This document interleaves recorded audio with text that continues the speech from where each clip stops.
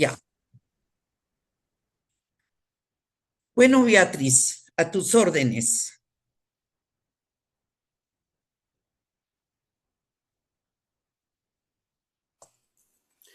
Bueno, cuando decidí tomar este tema, no sabía en las honduras que me estaba metiendo.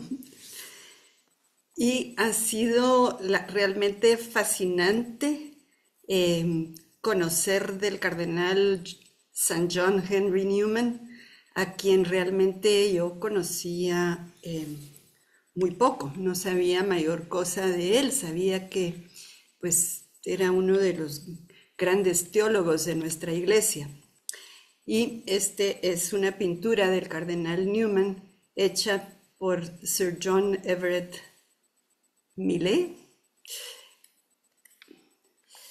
Y empecé preguntándome eh, cuáles son los criterios de la Iglesia Católica para nombrar a un doctor de la Iglesia, porque precisamente creo que surgió la idea de conocer más acerca del cardenal Newman por su nombramiento como doctor de la Iglesia este pasado 1 de noviembre. Y en primer lugar, la persona debe de haber demostrado un conocimiento profundo y una enseñanza de gran riqueza teológica que haya influenciado a la Iglesia.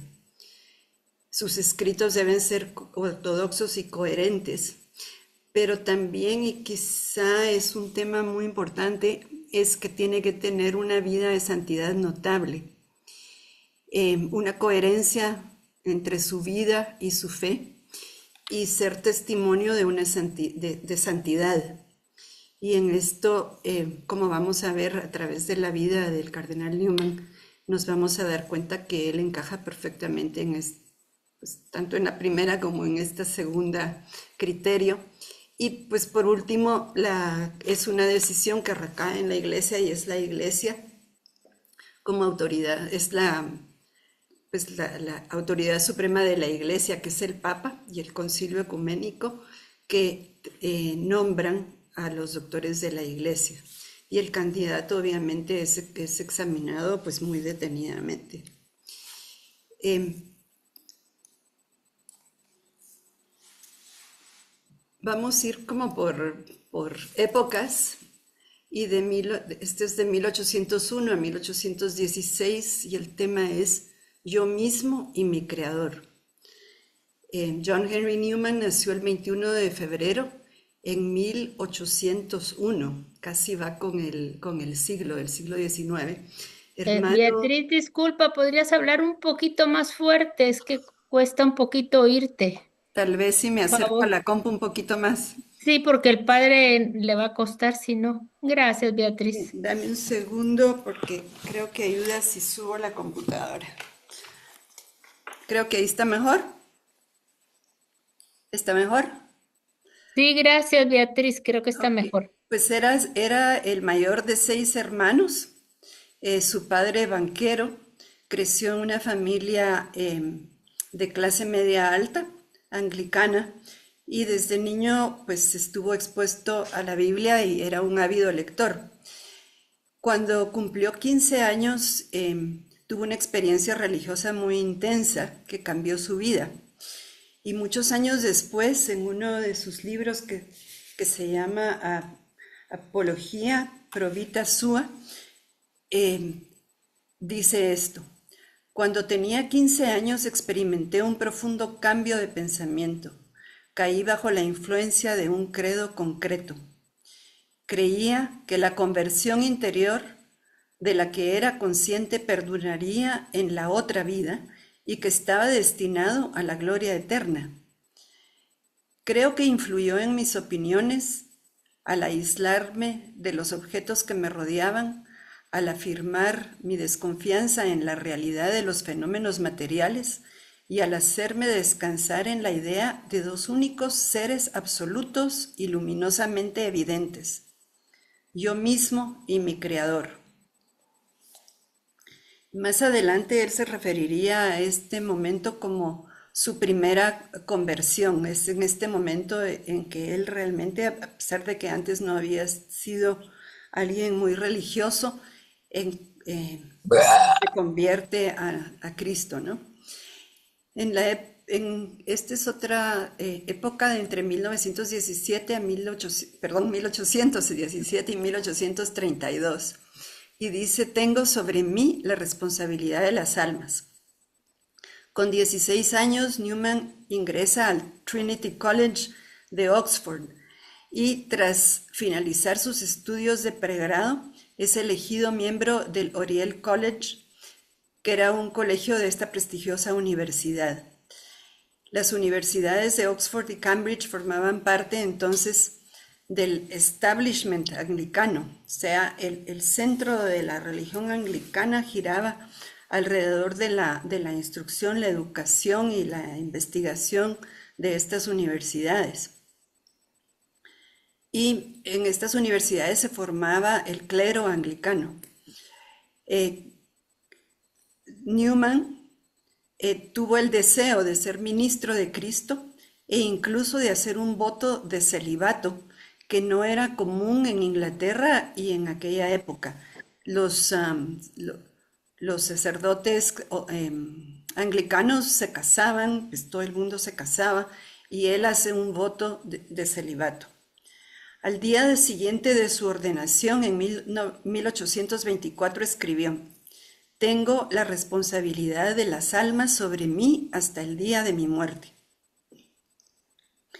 El 29 de mayo de 1825 fue ordenado sacerdote en la Catedral de Christ Church por el obispo de Oxford.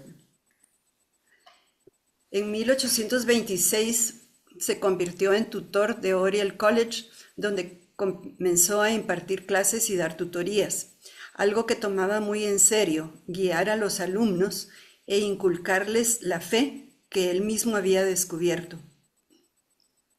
En esta época descubrió a los padres de la Iglesia, que es muy interesante que cabalmente esta plática coincida con las pláticas que hemos estado, con los temas que hemos estado trabajando, que precisamente son los padres de la Iglesia, a quienes llama los maestros del cristianismo primitivo. Y a través de su estudio comprendió la naturaleza católica, es decir, universal, de la fe, y también la línea de sucesión apostólica que se había preservado y transmitido a lo largo de la historia. Y describe así su lectura de los padres de la Iglesia. Algunas partes de su enseñanza, magníficas en sí mismas, resonaron como música para mi oído interior, como la respuesta a ideas que con escaso estímulo externo había atesorado tanto tiempo. En esta época, las prédicas y los mensajes de Newman cautivaban a las congregaciones. De hecho, la gente empezó a viajar desde lejos para escuchar sus sermones y sus mensajes, y se convirtió en el predicador más influyente del país. Solo voy a quitar esto porque 1836 a 1841. Tengo trabajo que hacer en Inglaterra. En 1833 a Newman le ofrecieron hacer un viaje por el Mediterráneo. Era un viaje que muchos intelectuales hacían en aquella época para estudiar pues toda la cultura griega, la cultura latina, romana, y él viajó, pues llegó a Roma y decidió tomar unas semanas para ir al sur, a Nápoles, a Sicilia, y en este viaje enfermó posiblemente de tifoidea. En su delirio repetía una frase, en algunos lados encontré que decía: no he pecado contra la luz, pero lo que resultó de esta grave enfermedad fue otra conversión, que lo llevó a entregarse mucho más a Dios y despertó su deseo de renovar la iglesia anglicana que tanto amaba. A su regreso a Inglaterra, Newman se unió con unos amigos suyos, unos sacerdotes anglicanos, para impulsar una renovación. La preocupación de Newman era que la iglesia de Inglaterra se preocupaba más por mantener buenas relaciones con el poder establecido que por ser fiel a sus orígenes.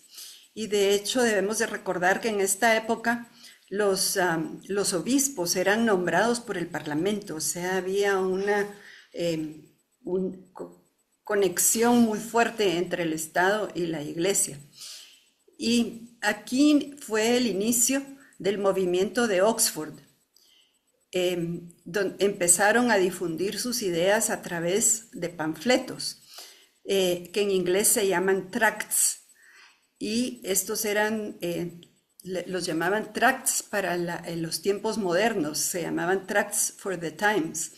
Y entre 1836 y 1841 se publicaron 90 panfletos, pues de varios autores, no solo Newman, pero creo que los más influyentes eran precisamente los de Newman.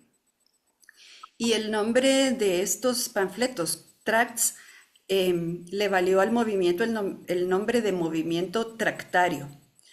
Y a las personas que escribían los llamaban tractarians. Sin embargo, el mejor método de Newman para llegar a la gente seguían siendo sus sermones y sus conferencias. El movimiento empezó a entusiasmar a muchísima gente, a los estudiantes, en la universidad, y adoptaron el lema "Creo en Newman". Perdón, que no puedo pasar la diapositiva.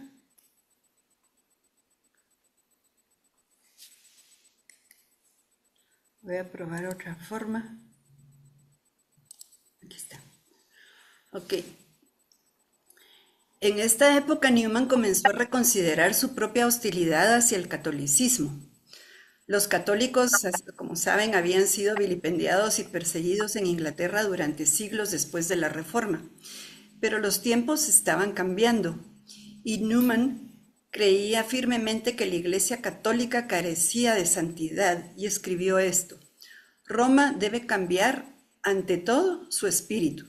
Si quieren convertir a Inglaterra, que entren descalzos en nuestras ciudades industriales, que prediquen al pueblo como San Francisco Javier, que sean pisoteados y reconoceré que pueden hacer lo que nosotros no podemos. Confesaré que son superiores a nosotros. En esta época, como parte de estos famosos panfletos o tracts, escribió el tratado número 90, que fue publicado en 1841. Y aquí Newman argumentaba que las doctrinas que definían a la Iglesia de Inglaterra eran fundamentalmente más católicas que protestantes. Y muchos en Inglaterra, en las universidades, sintieron que Newman se había excedido y provocó que el obispo de Oxford cancelara estos panfletos, los tracts. Esto llevó a Newman a abandonar Oxford, siempre buscando una forma más auténtica de la fe cristiana. Y aquí comienza un nuevo capítulo de su vida. Estas doctrinas que definían la Iglesia eran 39 artículos que habían sido como promulgados en 1571 y contenían una declaración de las doctrinas y prácticas de la Iglesia de Inglaterra. Era un resumen de las creencias fundamentales del anglicanismo.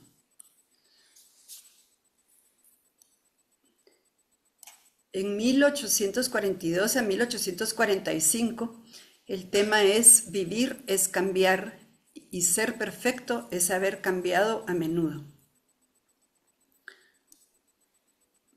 Cada vez más atormentado por el tema de la sucesión apostólica y sus cambiantes y su propia cambiante actitud hacia el catolicismo, Newman se trasladó a un pequeño pueblecito, Littlemore, que es cerca de Oxford, y era parte de la capellanía que él tenía asignada como sacerdote anglicano.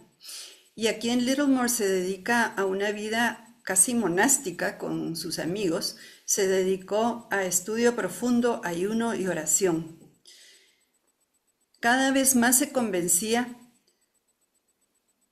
de que la Iglesia de Roma, la Iglesia católica, era más cercana al espíritu del cristianismo primitivo y escribe: en general, todas las partes coincidirán en que entre todos los sistemas existentes, la comunión actual con Roma es la que más se aproxima, de hecho, a la Iglesia de los padres de la Iglesia. Y además es la que más se acerca, por decirlo menos, al sentimiento religioso de la Iglesia primitiva, incluso al de los apóstoles y profetas. Esto lo escribió en este ensayo sobre el desarrollo de la doctrina cristiana, que fue algo que él escribió y fue como su proceso de cambio de opinión y de empezar a considerar a la Iglesia católica. Newman tenía importantes dificultades con la Iglesia católica, porque decía que aparentemente se había añadido a la fe elementos que no se encontraban ni en la historia del cristianismo primitivo ni en las Sagradas Escrituras. Por ejemplo, el purgatorio y la supremacía papal. Newman quería profundizar en el tema para examinar si estas creencias eran legítimas y emprendió un extenso estudio histórico que abriría nuevos caminos teológicos. A veces me funciona y a veces no. En 1845 publicó una de sus mayores contribuciones al pensamiento cristiano, el ensayo sobre el desarrollo de la doctrina cristiana. Y aquí este me parece muy interesante porque incluso nosotros acabamos de estar viendo los dogmas de la Iglesia, pero aquí explora la idea paradójica de que para que una idea conserve su esencia, debe ser capaz de cambiar y desarrollarse. O sea, Newman comprendió que las ideas y las doctrinas son vivas, que no deben considerarse meras creencias intelectuales ni normas morales, sino que deben infundir vitalidad en el corazón de los cristianos y en la Iglesia, tal como lo hace Cristo mismo. Dado que estas ideas son seres vivos, Newman las describe casi como criaturas.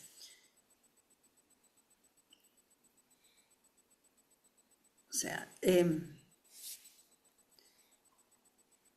y entonces en este ensayo sobre el desarrollo de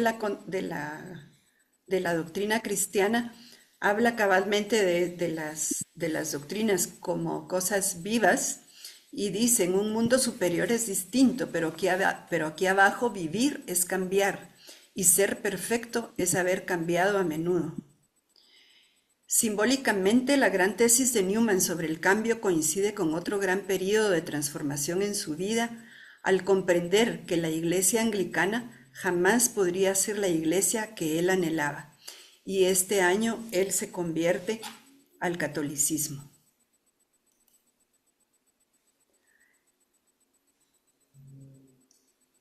(1845 a 1851) ¿Cómo llegar a puerto después de un mar agitado? El 8 de octubre de 1845, el padre Dominic Barberi, un sacerdote italiano que se encontraba en Inglaterra, es invitado por Newman a su residencia, y después de que les escuchara su confesión, que duró 2 días aparentemente, empezó un día y decidieron hacer un alto y retomarlo al día siguiente. Pues después de que el padre Barberi escuchara su confesión, fue recibido en la Iglesia Católica. Y para entonces muchos de los que vivían con Newman en Littlemore ya se habían convertido al catolicismo. Esto tuvo enormes consecuencias. Imagínense lo que representó en esa época que alguien con el prestigio que tenía el que tenía Newman en la iglesia anglicana,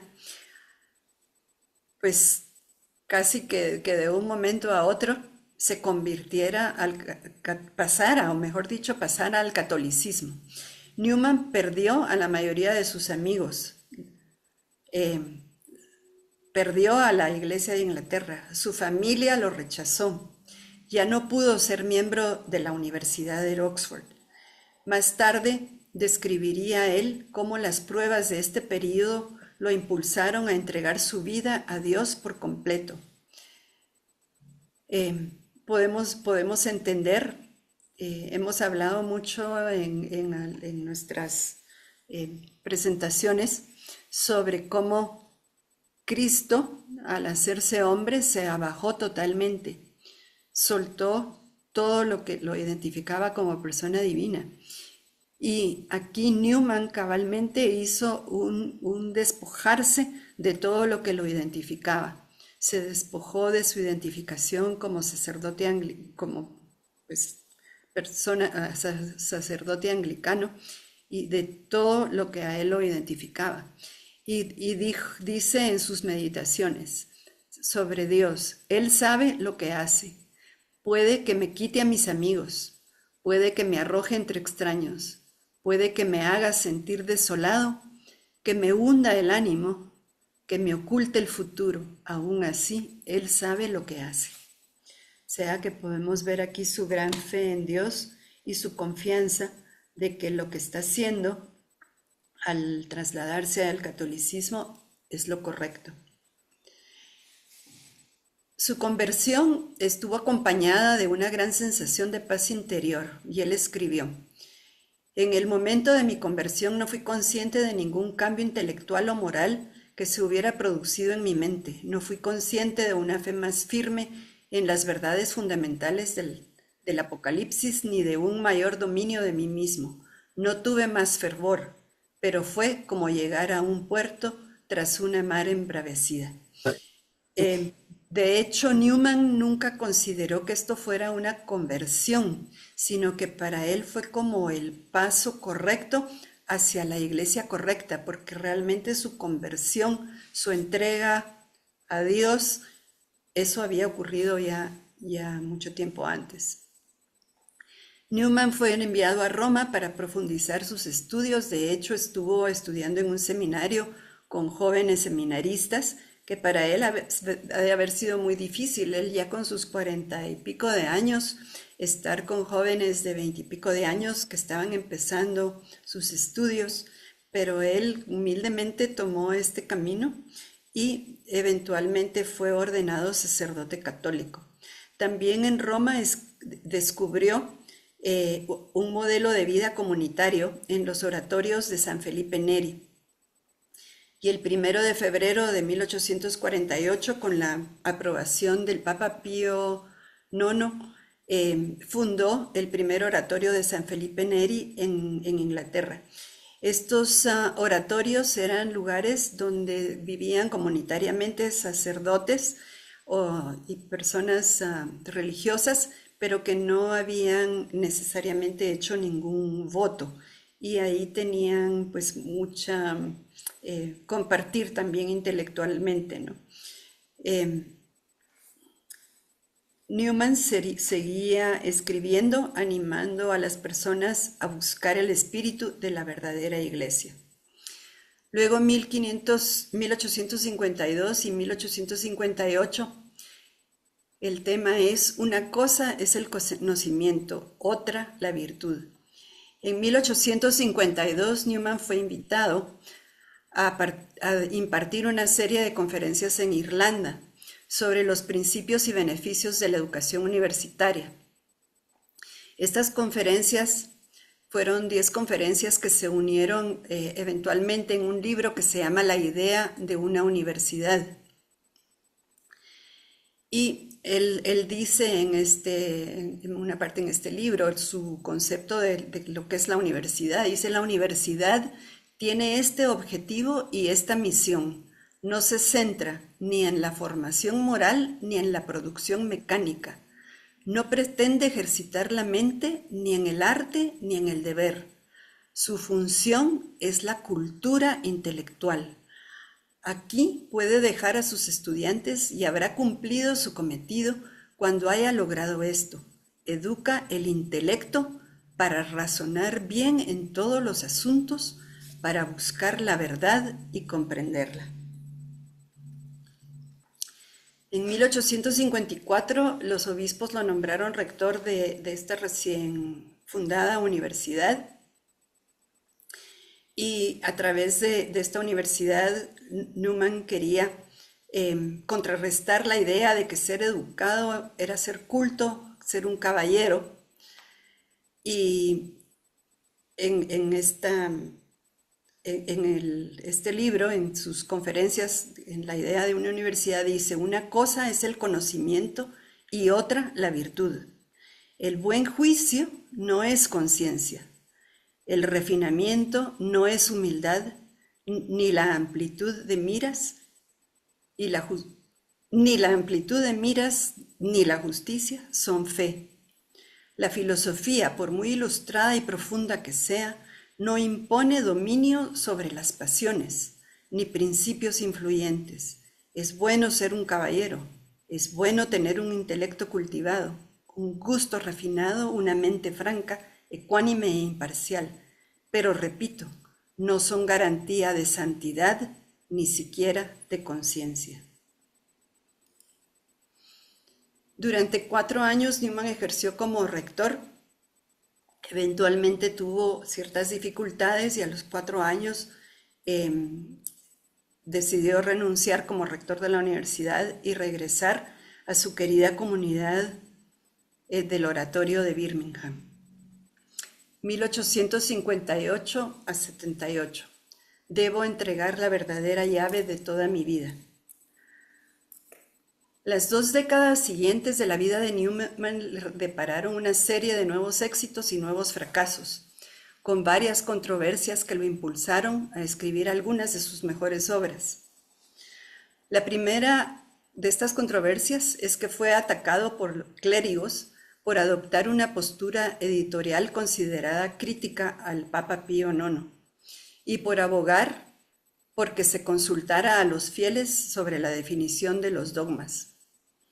Aquí escribió un ensayo público para aclarar su postura, pero algunos obispos comenzaron a verlo como problemático y uno lo denunció a Roma por herejía. Durante los siguientes 8 años, Newman fue visto con recelo por muchos en Roma. Imagínense la posición de Newman en estos momentos, pues luego de su conversión al catolicismo, en que era repudiado por los anglicanos y también era visto con tanto recelo por muchos católicos. Así es que, repudiado por la Iglesia de Inglaterra por su conversión y visto como sospechoso por la Iglesia católica, esto lo sumió en una profunda amargura.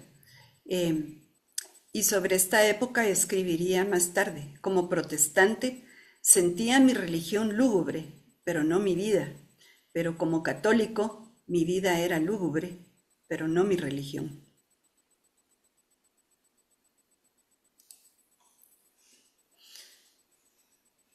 En su autobiografía, que es esta Apología Pro Vita Sua, que significa defensa de mi vida,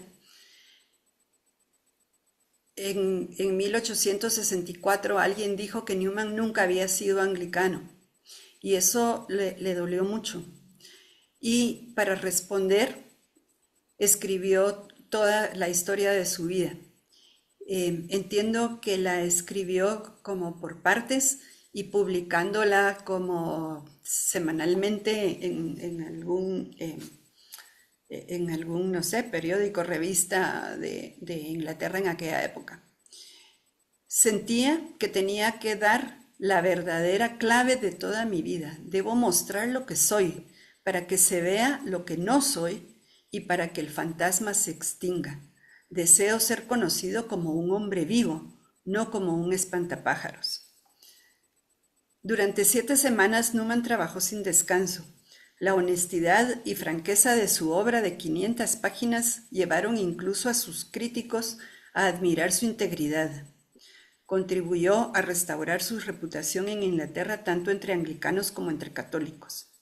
En los años siguientes, Newman publicó otras obras, entre ellas una gramática del asentimiento, que es una profunda exploración filosófica sobre cómo el ser humano llega a sus convicciones.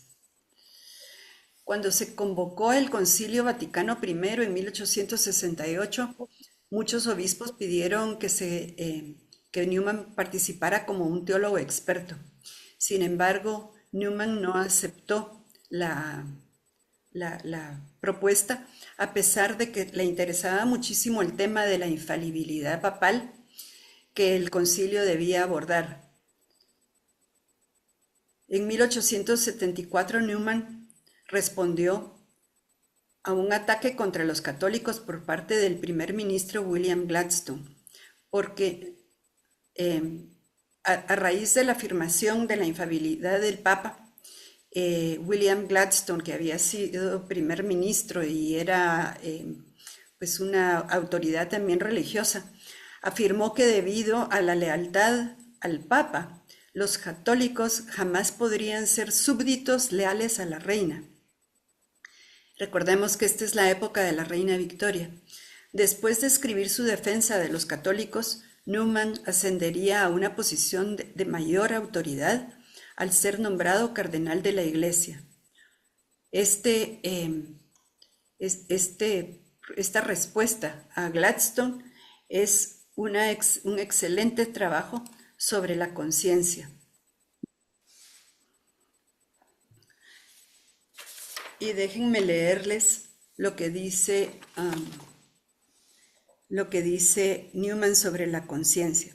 Dice: la conciencia es la voz de Dios. Mientras que hoy día está muy de moda considerarla, de un modo u otro, como una creación del hombre. La regla y medida del deber no es ni la utilidad, ni la conveniencia personal, ni la felicidad de la mayoría, ni la conveniencia del Estado, ni el bienestar, ni el orden, ni la belleza. La conciencia no es una especie de egoísmo previsor, ni un deseo de ser coherente con uno mismo. Es un mensajero de Dios que tanto en la naturaleza como en la gracia nos habla desde detrás de un velo y nos enseña y rige mediante sus representantes. La conciencia es el más genuino vicario de Dios.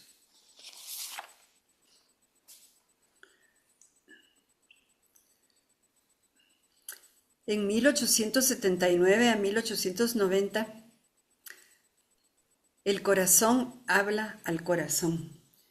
Esta es una frase que Newman tomó de una carta de San Francisco de Sales y es su lema de su cardenalato, no sé cómo se dice, de su época como cardenal. En 1877, los tiempos habían cambiado. Newman regresó a su amada Oxford por primera vez en 34 años. Oxford le otorgó su primer título honorífico como miembro del Trinity College. Imagínense, Trinity College, el centro del anglicanismo, dándole un título honorífico a un católico. Tras la muerte del Papa Pío IX en 1878, comenzó el papado del Papa León XIII. El Papa admiraba la férrea ortodoxia religiosa de Newman y lo nombró cardenal en 1879. La noticia de su nombramiento como cardenal representó una vindicación definitiva de su ortodoxia y lealtad a la Iglesia Católica. Y el cardenal Newman declaró: la nube se ha disipado para siempre. Tras recibir el birrete cardenalicio en Roma, Newman describió cómo: durante 30, 40, 50 años he resistido con todas mis fuerzas el espíritu del liberalismo en la religión. Nunca la Santa Iglesia necesitó defensores contra contra él, o sea, contra el liberalismo en la religión, más que ahora. El Papa León sentía un gran aprecio por Newman y por el deseo de mantenerse fiel a la fe que tenía el cardenal Newman, y se refería a él como il mio cardenale, es decir, mi cardenal. Como les dije, Newman eligió como lema cardenalicio las palabras cor ad cor loquitur, que significa el corazón habla al corazón. El ascenso de Newman al cardenalato fue ampliamente celebrado por sus compatriotas, incluso un amigo le escribió: me pregunto si sabes cuánto te quiere Inglaterra, todos los ingleses de mentalidad religiosa, incluso los enemigos de la fe, se conmueven ante el cariño que te tienen. Y me pregunto si este amor extraordinario e inigualable no podría utilizarse como medio para unir en una sola comunidad a todos los ingleses creyentes. El año anterior a su muerte escribió esto sobre el camino para la santidad. Tales son los medios que Dios ha provisto para la creación del santo a partir del pecador. Lo toma tal como es y lo usa en su contra. Dirige sus afectos hacia otro cauce. Es el triunfo mismo de su gracia que entra en el corazón del hombre. Lo persuade y lo vence mientras lo transforma. Miren qué belleza esto de lo que es la transformación del corazón humano hacia la santidad. En sus últimos años, Newman siguió manteniendo correspondencia y brindando guía espiritual. Falleció a los 89 años el 11 de agosto de 1890. Decenas de miles de personas se congregaron en las calles de Birmingham para presenciar el paso de su cortejo fúnebre. Fue sepultado en el cementerio del Oratorio, y una inscripción en la placa del oratorio reza: de las sombras y los símbolos, en inglés dice imágenes, más bien, de las sombras y las imágenes a la verdad. El camino de Newman hacia la verdad había concluido, y eso fue el objetivo de su vida, el buscar la verdad. Para resumir, John Henry Newman falleció el 11 de agosto de 1890 en Birmingham, en el oratorio que él había fundado. Fue beatificado el 19 de septiembre del 2010 por el Papa Benedicto XVI, canonizado el 13 de octubre del 2019 por el Papa Francisco, y fue proclamado doctor de la Iglesia por el Papa León XIV el 1 de noviembre del 2025. Y bueno, todavía me falta un poquito, pero quería compartirles estas palabras del Papa León XIV al declarar a Henry Newman doctor de la Iglesia. Dice, que fue el 1 de noviembre, ¿no? En esta solemnidad de todos los santos es una gran alegría inscribir a San John Henry Newman entre los doctores de la Iglesia y al mismo tiempo, con motivo del jubileo del mundo educativo, nombrarlo copatrono junto con Santo Tomás de Aquino de todas las personas que forman parte del proceso educativo. También dijo, la imponente estatura cultural y espiritual de Newman servirá de inspiración a las nuevas generaciones con un corazón sediento de infinito, dispuestas a realizar, por medio de la investigación y del conocimiento, aquel viaje que, como decían los antiguos, nos hace pasar per aspera ad astra, es decir, a través de las dificultades hasta las estrellas.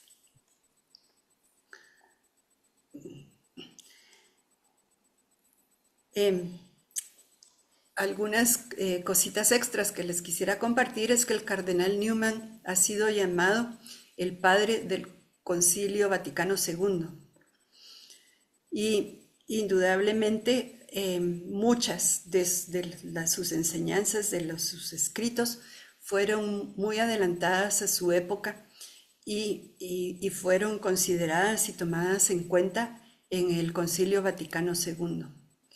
Hay un sacerdote, Ian Kerr, que es un experto en Newman, y él tiene todo muchos escritos sobre Newman, y él afirma que que ya en la introducción, como la teología de Newman anticipó la Nouvelle Théologie, que a su vez precedió al concilio, el Concilio Vaticano II, donde muchos de sus documentos reflejan la influencia de Newman, especialmente Dei Verbum, que reconoce el desarrollo dogmático, y Lumen Gentium sobre el ministerio de la Iglesia.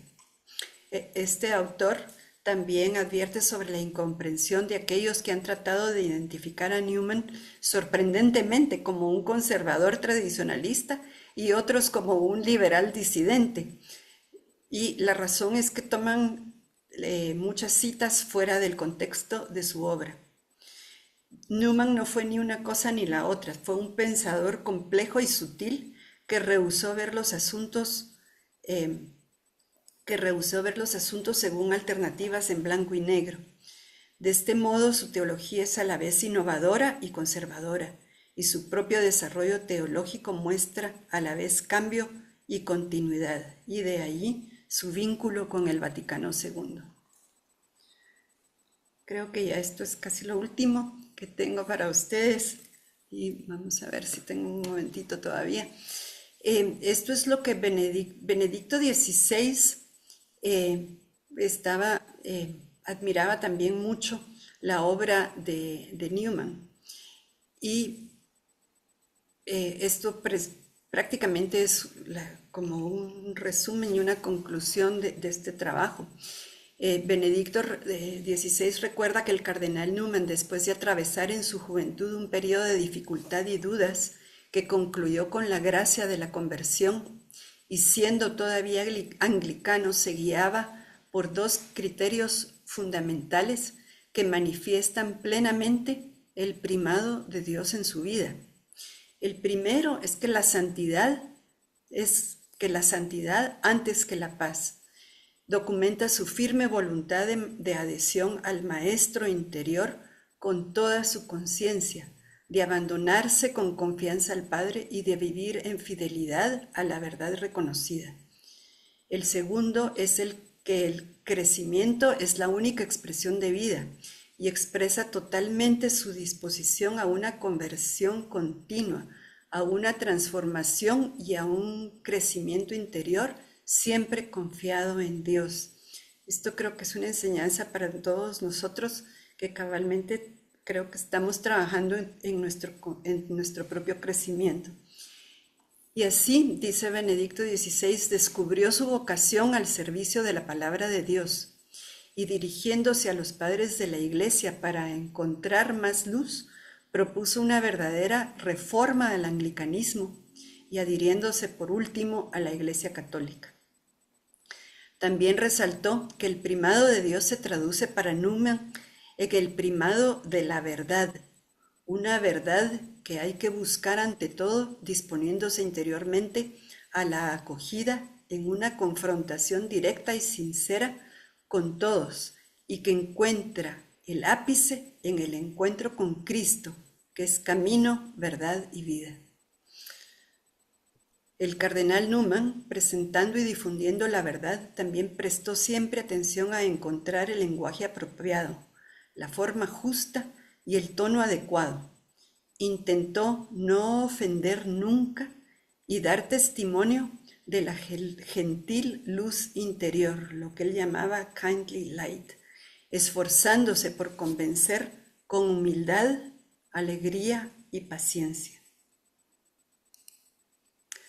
Y termino con esta oración del cardenal Newman, que me parece preciosa. Que al verme piensen en ti. Dice: Jesús mío, ayúdame a esparcir tu fragancia donde quiera que yo vaya. Inunda mi alma con tu espíritu y tu vida. Penetra en todo mi ser y toma posesión de él de tal manera que mi vida no sea en adelante sino una irradiación de la tuya. Quédate en mi corazón con una unión tan íntima que las almas que tengan contacto con la mía puedan sentir en mí tu presencia y que al mirarme olviden que yo existo y no piensen sino en ti. Quédate conmigo, así podré convertirme en luz para los otros. Esa luz, oh Jesús, vendrá de ti. Ni uno solo de sus rayos será mío. Yo te serviré apenas de instrumento para que tú ilumines, a las almas a través de mí. Déjame alabarte en la forma que te es más agradable, llevando mi lámpara encendida para disipar las sombras en el camino de otras almas. Déjame predicar tu nombre con palabras o sin ellas, con mi ejemplo, con la fuerza de tu atracción, con la sobrenatural influencia del amor que mi corazón siente por ti. Y bueno, cuando les comparta la presentación, tengo las publicaciones de Newman, una lista de las publicaciones de Newman y su biografía. Y aquí, dejar de compartir. Y aquí termino esta presentación que creo que, como pueden darse cuenta, me enamoré del cardenal Newman.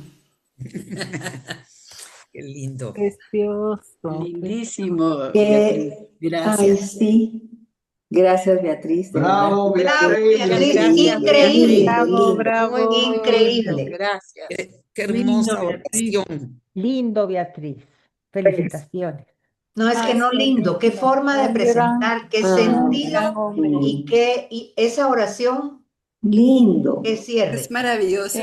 Me llegó al corazón. Enhorabuena, Beatriz. Qué Creo que linda. cerramos el 2025 con broche de oro, de veras. Así Ah, es. Felicitaciones. Con el Ay, cardenal gracias, Sonia, Newman. gracias a todos. La verdad Gracias a ti, Beatriz, lindo. Excelente, Beatricita, lo hiciste perfectamente bien, de verdad que muy profundo y lo sentiste realmente. Nos encantó, muchas gracias. No, y un santo moderno que mira, que en realidad que piensa. A mí me impactó muchísimo, Beatriz, de verdad, enhorabuena.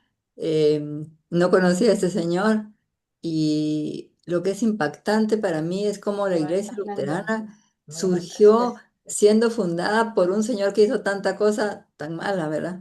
Y, y sigue siendo el rey, el jefe de la iglesia anglicana. Lindísimo, Beatriz. creo que perdimos a Padre Galo. No. Sí. Padre. Pero estamos aquí todos, dice. Sí, Magnífico. Pero no está tan regalo.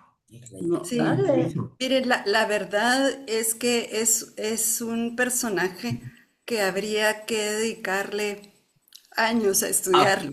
Padre Galo está, que pero sí. Estaba tratando de Ahí está. recuperar mi imagen y la voz, así con dificultad. Ahora voy a felicitar a Beatriz. Es un personaje ya teólogo, famoso, pero para nosotros es parte de nuestra vida. Es, para decirlo así, contemporáneo. Quizá, gracias Beatriz por toda la parte espiritual que trataste de analizar y su conversión en la obras y la lucha que sostuvo y la presencia de él en la iglesia, en el concilio, que sus ideas influyeron y todo ese personaje fue como una bandera que ayudaba, sostenía la fe. Ahora yo quisiera agregar el aspecto externo de su vida, o sea, la parte histórica. Cuando el cardenal Newman se convierte y es pública, entra dentro del proceso de la Iglesia Católica, para la reacción de la Iglesia fue como un reforzamiento de la fe práctica. Yo estoy hablando de Italia, Francia, o sea, Europa. Europa, su cambio ha sido fundamental. ¿Por qué? Porque hay que pensar a qué fecha corresponde. Es al final del siglo XIX y al comienzo del siglo XX. Entonces, él atraviesa toda la problemática del siglo XIX. El problema de Marx, el materialismo, que invade Europa, invade el mundo. O sea, una doctrina contraria al espiritualismo de la fe.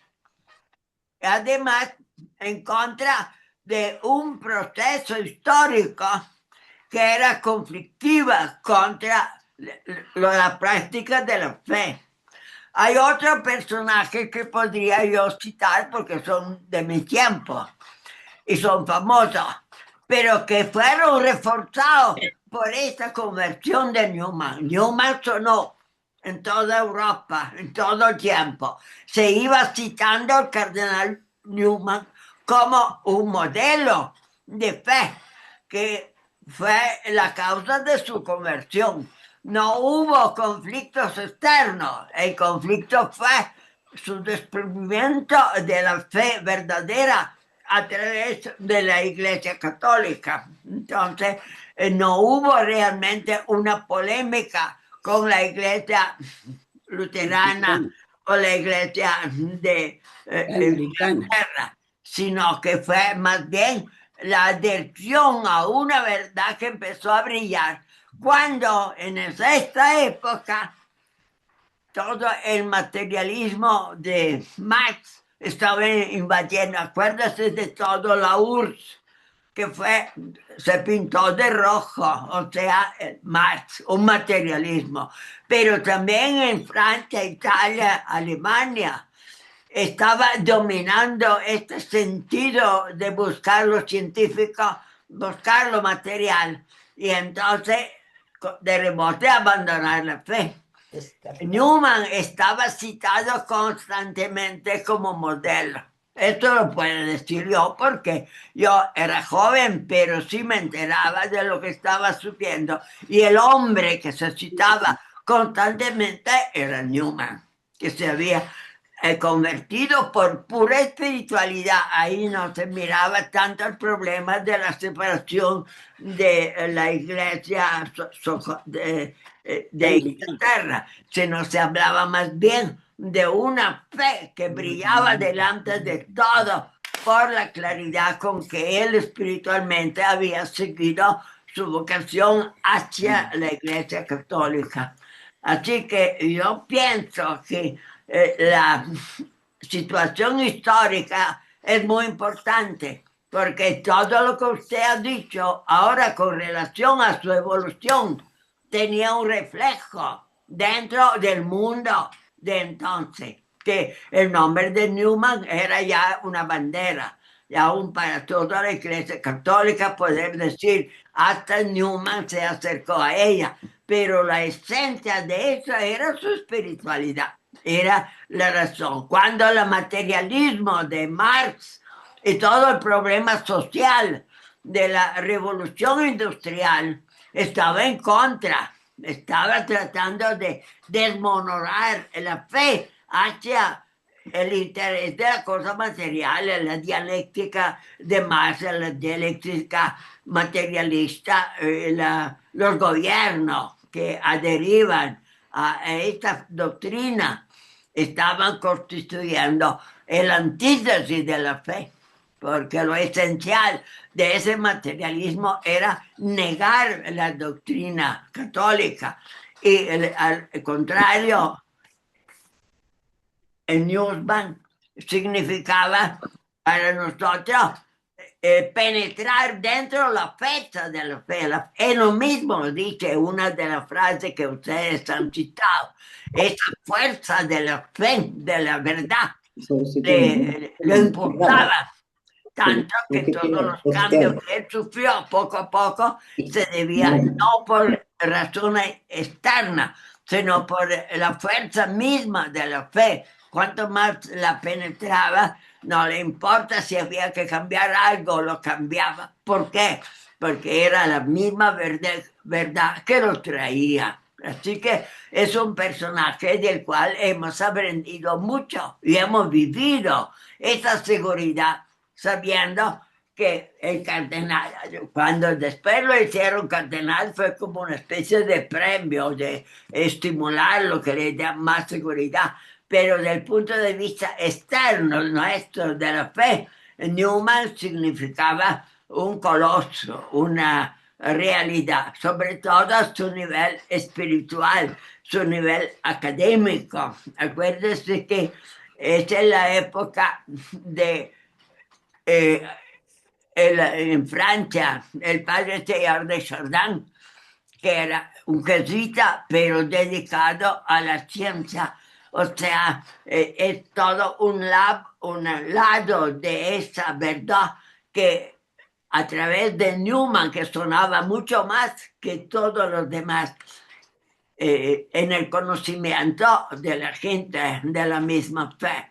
Entonces, estamos apoyados a estas otras doctrinas, como el mismo Teilhard de Chardin, y luego los otros que se convertían. En Italia, por ejemplo, la historia de Papini, era un escritor de mucha fama y de repente se convirtió. Esto precisamente la obra de Newman, o sea, de hacer ver cómo la fe podía traer esas conversiones, influían toda una población, toda una generación, viendo eso que se habían convertido, que eran muy agresivos antes en contra de la fe, algo cambiaron. Newman se llamaba como el horizonte en el cual se movía todo ese mundo nuevo. Estoy hablando del final del siglo XVIII, todo el problema social, las revoluciones, el marxismo, todos esos grandes estados materialistas que se formaron al final del siglo XIX y al comienzo del siglo XX. Así hemos heredado al comienzo de este siglo XX lo que había sucedido en el siglo anterior. Y pues de ahí creció, porque al siglo XX ya estaba formado. Entonces, la doctrina materialista ocupó prácticamente todo el oriente de Europa, China y toda la parte oriental. Entonces, esos fenómenos son contemporáneos a la conversión de Newman. Entonces, tenemos que agradecerle a esa luz que Dios le ha dado de convertirse, de proclamar y aclarar la posición tanto del Papa dentro de la Iglesia y la Iglesia Católica dentro del pensamiento propio del Evangelio y de todo el resto de la fe. Gracias por el trabajo que ha hecho. Es difícil.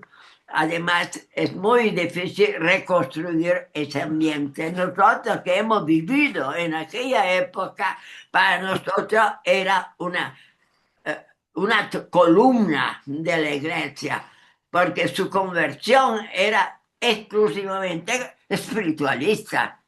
O sea, dentro de un mundo que se había vuelto dialéctico, la dialéctica de la materia, toda esa doctrina que estaba enviando el mal estaba alrededor de él como una luz. En nosotros oímos hablar y citábamos a Newman como un modelo de espiritualidad. Por lo tanto, el opuesto total del materialismo que estaba invadiendo.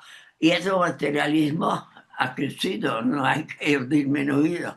En el tiempo actual hay mucho escepticismo, no se habla mucho de esta lucha material, espiritual, casi ya desaparece, como que pasó ya la historia, pero la realidad existe. O sea, estas naciones dominadas por una doctrina dialéctica marxista es totalmente contrario a la dialéctica espiritual. Es que conduce luego al Vaticano primero